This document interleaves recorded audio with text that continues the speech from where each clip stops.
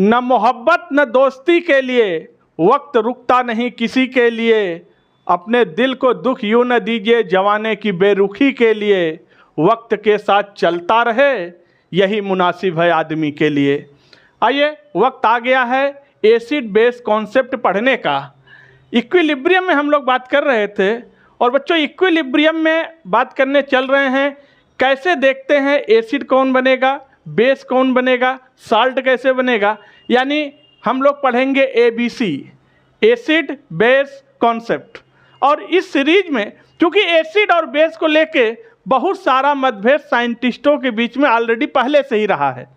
कई थ्योरीज आई, कुछ theory fail हुई, फिर दूसरी थ्योरी आई। हम लोग 1 बाय 1 करके पढ़ेंगे, कॉन्सेप्ट को बिल्कुल क्लीन करेंगे और कोई कॉन्सेप्ट जितना क्रिस्टल क्लियर रहेगा सिलेक्शन होने के चांसेस उतने ज़्यादा बढ़ जाते हैं।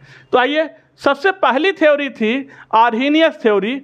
आर्हीनियस साहब ने एसिड और बेस को लेकर अपने कुछ विचार रखे और वो क्या थे। आर्हीनियस ने कहा अगर substance in solution, substance in solution, अगर कोई सब्सटेंस सॉल्यूशन में H+ आयन देगा तो उसे बोला जाएगा acid, according to Arrhenius. Arrhenius की बात हो रही है यहाँ। और अगर सब्सटेंस सॉल्यूशन में H+ आयन न देकर OH- आयन दे रहा है तो उसे बोलेंगे बेस। लीजिए, according to Arrhenius theory substance which give H+ ion in solution are called acid and that substance which give OH- ion in solution are called base। जैसे कोई एग्जाम्पल लेते हैं, मान लीजिए हमने HCl लिया। अब हमें नहीं पता HCl क्या है, एसिड है बेस, हमें नहीं पता। इस HCl को हमने एक्वस सोल्यूशन में डाला तो फिर ये हमें दे दिया H+ ion plus Cl minus ion. अब हमें अगर ये H+ आयन मिलता दिख रहा है तो हम बोलेंगे ये क्या बन रहा है, एसिड। यानी HCl क्या है, एसिड, क्योंकि ये एक्वस सॉल्यूशन में H+ आयन दे रहा है। मान लीजिए हमने कोई सब्सटेंस लिया NaOH और इसको डाल दिया एक्वस में, एक्वस मीन्स वाटर, तो ये हमें दे रहा है OH- आयन प्लस Na+। अब हमें क्या मिल गया सॉल्यूशन में, OH- आयन, तो हम क्या बोलेंगे, ये क्या है, बेस। तो NaOH क्या बन गया, बेस। इस थ्योरी को बोलते हैं आर्हीनियस थ्योरी। आर्हीनियस का कॉन्सेप्ट है ये, सबसे बेसिक कॉन्सेप्ट आर्हीनियस लेकर आया था। अगर H+ दे रहा है तो एसिड और OH- आयन दे रहा है तो बेस। अब बच्चों बाद में ये थ्योरी फेल हो गई। फेल हो गई इन द सेंस, मान लीजिए अगर आपसे पूछा जाए बताओ AlCl3 क्या है, एसिड है कि बेस है, तो भैया इसमें न H+ आयन है न OH- आयन है, तो हम इसको क्या ये एसिड है बेस है, ये क्या है। तो अब हम नहीं बता पाएंगे इस थ्योरी के अकॉर्डिंग कि ये एसिड है या बेस है। जैसे कार्बन डाइऑक्साइड है, अब कार्बन डाइऑक्साइड में न H+ आयन है न OH- आयन है, तो इसके अंदर कैसा करेक्टर, एसिडिक है कि ये बेसिक है, तो इस थ्योरी से बता पाना संभव नहीं हो पा रहा था। यह थ्योरी तब तक काम करती है अच्छा से जब कंपाउंड के अंदर, सब्सटेंस के अंदर H+ आयन OH- आयन लगे हों, तभी वो देंगे सोल्यूशन में। लेकिन अगर इस तरह के कंपाउंड्स आ गए तो फिर इस थ्योरी से बता पाना कि ये एसिड है कि बेस है नामुमकिन हो जाता है। इसके लिए फिर दूसरी थ्योरी आ रही है। आर्हीनियस कॉन्सेप्ट के बाद दूसरी फिर इंपॉर्टेंट थ्योरी आ गई, लुईस कॉन्सेप्ट। लुईस कॉन्सेप्ट क्या कहता है, लुईस कॉन्सेप्ट कह रहा है electron pair donor, electron pair donor जो होते हैं उसे बोल रहे हैं base. Electron pair donor are base and electron pair acceptor, acceptor इसको ये बोल रहे हैं एसिड।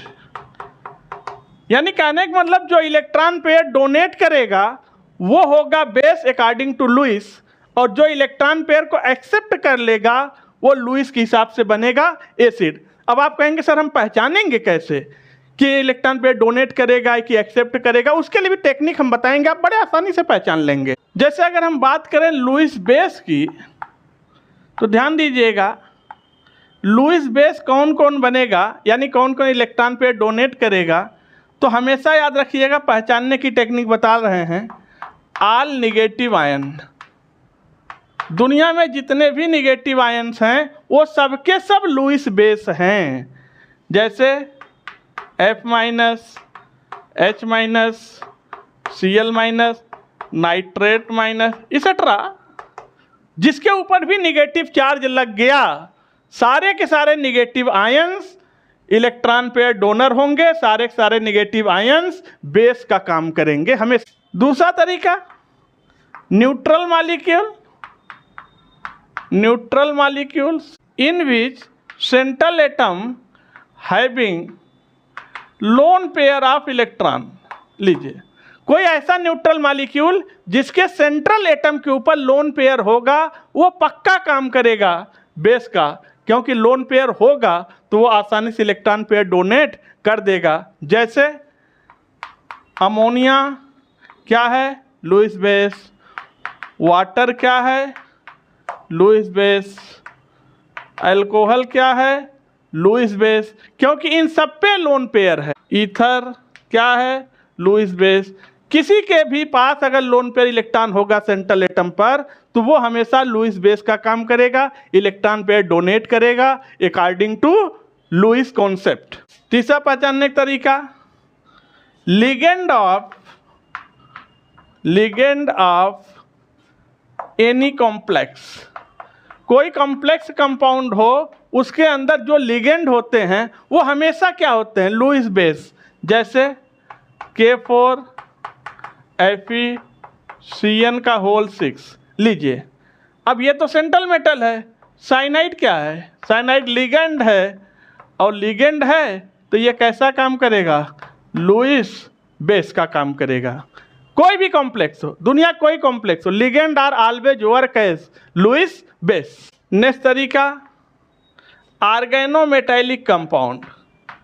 ऑर्गेनोमेटैलिक कंपाउंड, जितने भी ऑर्गेनोमेटैलिक कंपाउंड होते हैं वो हमेशा बेस का काम करते हैं। जैसे RMgX, CH3Li, और बच्चों हमेशा एक टेक्निक याद रखना, यह है लुईस बेस और यह है लुईस एसिड।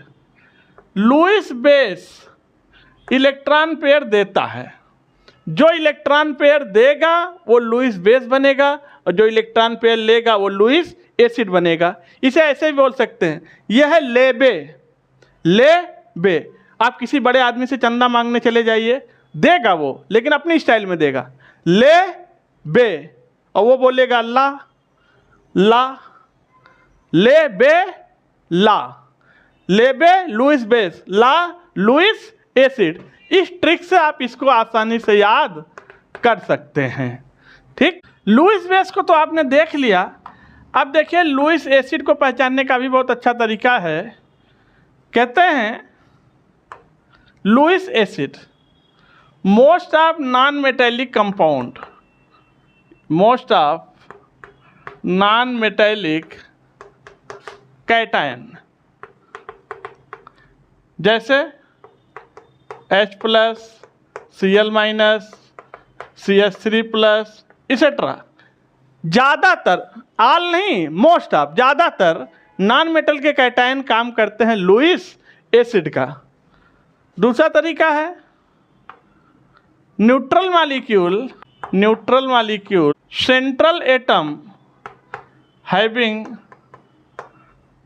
Incomplete octet.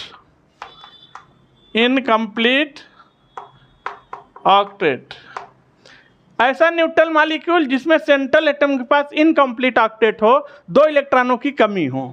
जैसे BCl3, AlCl3, CCl2, इसेट्रा। ये सब के सब कैसा काम करेंगे, लुईस एसिड का। और तीसरा तरीका है पहचानने का, न्यूट्रल मॉलिक्यूल in which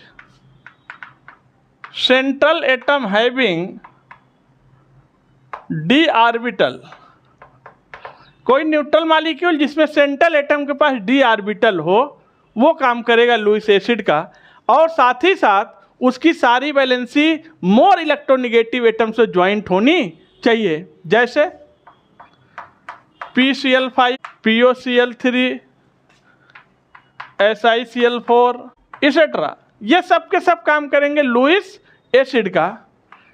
और चौथा और लास्ट तरीका, any complex in which central metal work as Lewis acid, कोई भी कॉम्प्लेक्स हो, लिगेंड काम कर रहा था लुईस बेस का और सेंट्रल मेटल काम करेगा लुईस एसिड का। जैसे फिर से एग्जांपल ले रहे हैं, K4FeCN का होल 6, तो ये तो सेंट्रल मेटल है, ये काम करेगा लुईस एसिड का, ये लिगेंड है, ये काम करेगा लुईस बेस का। तो हमेशा याद रखिए, कोई भी कॉम्प्लेक्स दुनिया का हो कोऑर्डिनेशन केमिस्ट्री में, उसमें सेंट्रल मेटल काम करता है लुईस एसिड का और लिगेंड हमेशा काम करता है लुईस बेस का। लुईस कॉन्सेप्ट और आर्हेनियस कॉन्सेप्ट के बाद आ रहा है लक्स एंड फ्लड कॉन्सेप्ट। बच्चों, लक्स एंड फ्लक्स कॉन्सेप्ट क्या कहता है?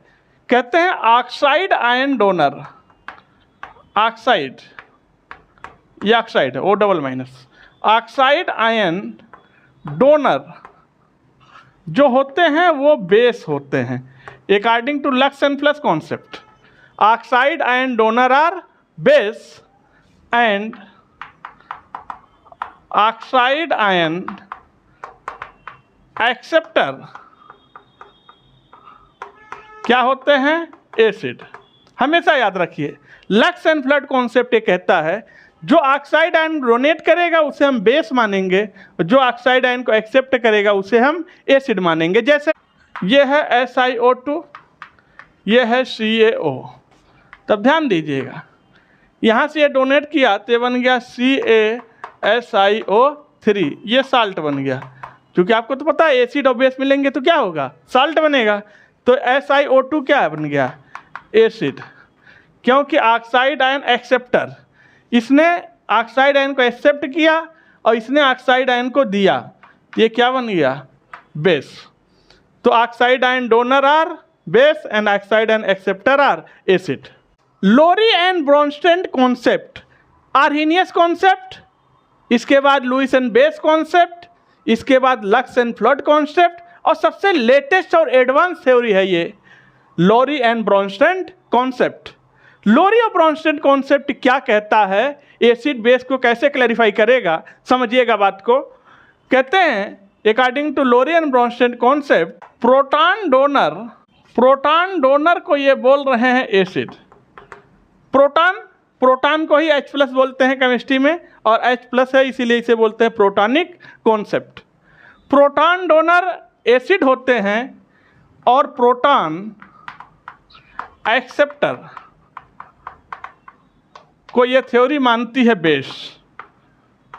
यानी according to Lowry and Bronsted concept, any substance which can proton donate called acid and proton acceptor are called base. जैसे HCl लिया, इस HCl को वाटर में डाल दिया तो बन गया H3O++H+। अब देखिएगा, ध्यान दीजिएगा, इसने अपना H+ आयन इनको डोनेट कर दिया, तभी तो H3O+ बन गया। इसने H+ आयन दिया तो जो प्रोटॉन डोनर H+ आयन ही प्रोटॉन है केमिस्ट्री में, तो इसने दिया H+ आयन तो ये बन गया एसिड। इसने H+ आयन को लिया तो ये बन गया बेस। अब और ध्यान रखिएगा, एसिड ने दिया, बेस ने लिया, अब इस एसिड के रेस्पेक्ट में ये बन गया कंजुगेट एसिड, और इस बेस के रेस्पेक्ट में ये बन गया कंजुगेट बेस। यानी एसिड बेस के पहचान के साथ साथ एक और जोड़ा बनेगा कंजुगेट एसिड और कंजुगेट बेस का।